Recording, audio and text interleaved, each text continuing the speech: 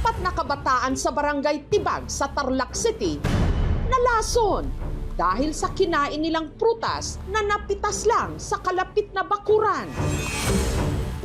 Kulay green siya na bilog, parang lansones. Titigang maigi ang prutas na ito. Pamilyar ba kayo sa mga ito? Huwag na huwag kakainin. Lalong-lalo na ng mga bata dahil sila ang mas mabilis na nalalason. Pero ano bang prutas ito? Ingat lang dahil meron itong lason. Umaga nitong February 4, nagpaalam daw kay Olivia para mamasyal ang anak niyang si Tom. Sabi po nila, mapupunta sa mga barkada nila. Kasama ni Tom ang mga pinsan niyang sina Joseph at Jade at ang kaibigan nilang si Cyrus. Maglibot-libot po sila. Meron silang nadaan. Bawa po yung mga bayabas. Kakain sila. 4:30 ng hapon, umuwi po si Joseph sa bahay nila. Masakit daw po yung ulo niya, nahihilo. Bakit ka nagsusuka? Siguro uminom ka ng alak. Inamoy ko naman po, di naman po siya ng amoy alak. Meron daw po nga silang kinain na prutas. Na bahala na po ako kasi kasama niya si Tom eh. Pumunta po ako doon sa pinagtatambayan nila doon. Nasalubong ko po si Tom. Yung halos maputla na po siya eh. Tapos nagsuka po siya doon sa dinaanan namin. Kinabahan na ako. Ang hindi alam ni na Olivia nung mga oras na yon, ganun na rin pala ang sinapit ni na Jade at Cyrus. Nagsusuka siya na parang laway-laway na pero may itim-itim po, yung parang may buto-buto po. Tapos masakit yung tiyan, masakit yung ulo. Nakita ko yung apo ko talagang parang kalansa, yung mamatay-matay ba yung anak ko. Siyempre nagagalit ako. Ang apat agad isinugod sa ospital at doon na kumpirma na ang dahilan ng kanilang pagsusuka.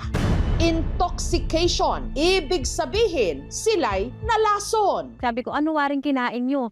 Ang itinuturong salarin galing daw sa isang puno na tumutubo sa mga bakuran ng kanilang barangay. Pabilog ang prutas nito, sinlaki ng lansones o siniguelas. Kulay berde pag hilaw, kulay brown kapag hinog na. Kulay itim ang buto nito na merong puti at madaling madurog na laman.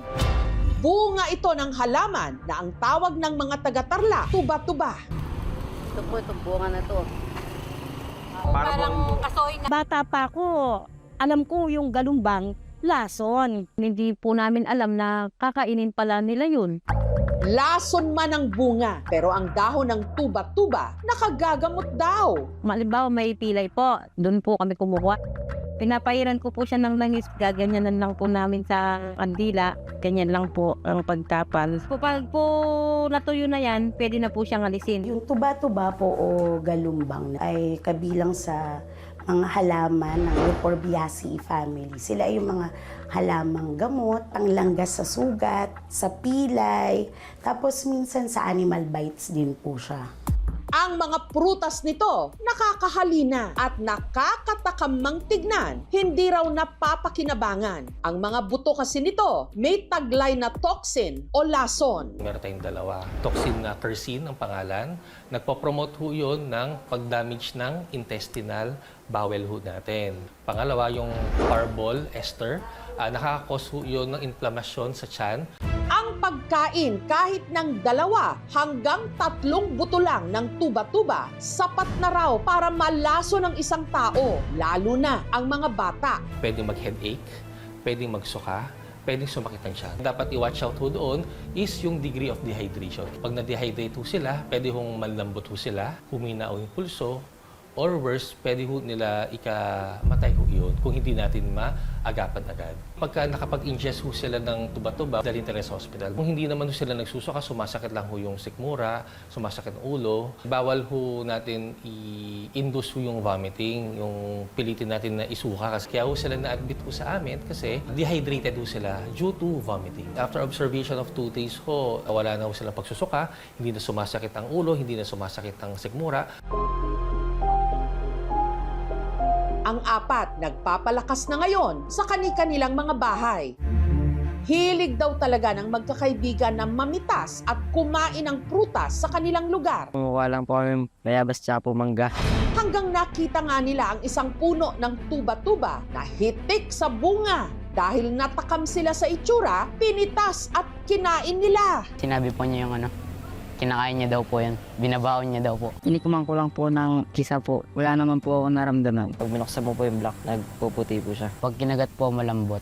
Inlasa niya po, para niyang mani. Nasarapan po kami. Madami po kami nakain na prutas na yan. Puno po yung laman ng bulsa ng short namin nun eh. Ako po, hindi ko na po mabilang yung nakain ko. Naubos po namin yung bunga sa puno. Nahihilo po ako. Tapos masakit po yung dibdib ko nun. Suka po ako, nagsuka nun. Hindi ko po kayang tumayo po nun. Ang mga natirang tuba-tuba na pinitas ng mga bata, hindi pa itinatapon ni Olivia. Gusto ko po sanang ipakita dun sa mga bata na wag nilang kainin para hindi sila matulad dun sa anak ko na kumain dito na lason. Hindi tayo basta kakain ng mga halaman na hindi natin kilala. Kung hindi naman siya common, tas bigla mo kakainin, hindi talaga siya safe. Tatandaan ko po na huwag na pong kumain ng ganun. Sabihin na lang po sa may caretaker na paputol na lang po para wala nang makakain ng bunga niya.